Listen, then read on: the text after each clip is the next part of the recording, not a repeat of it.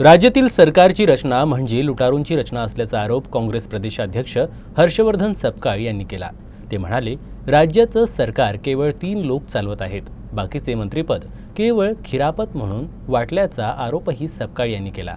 हर्षवर्धन सपकाळ हे अकोल्यात आयोजित पत्रकार परिषदेत बोलत होते। राज्याचं सर्व कारभार प्रशासन सरकार म्हणून एक मुख्यमंत्री आणि 2 उपमुख्यमंत्री केवळ 3 लोकच त्या ठिकाणी हे प्रशासन चालवत आहेत, सत्ता चालवत आहेत।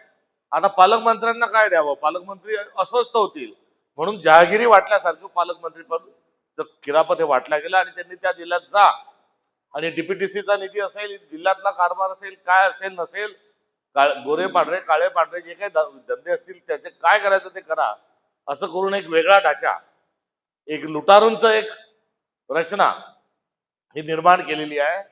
आणि या संदर्भामध्ये काँग्रेस पक्ष हा या सर्व लढाई आता लोकांच्या सोबत जाऊन या लढण्याच्या अनुषंगाने प्रयत्नशील आहे।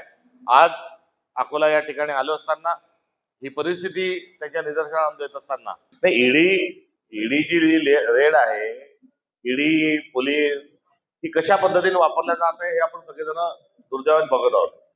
त्यामुळे पहिले जो जुलमी सरकार जो होतं त्या ज्या पद्धतीने वागत होतं त्याच पद्धतीने सरकार वागत आहे। आम्ही जे म्हटलं की फडणवीस सरकार आणि मोदी सरकार याची जी तुलना आम्ही काही क्रूर पद्धतीची केली त्याचं कारणच ते होतं।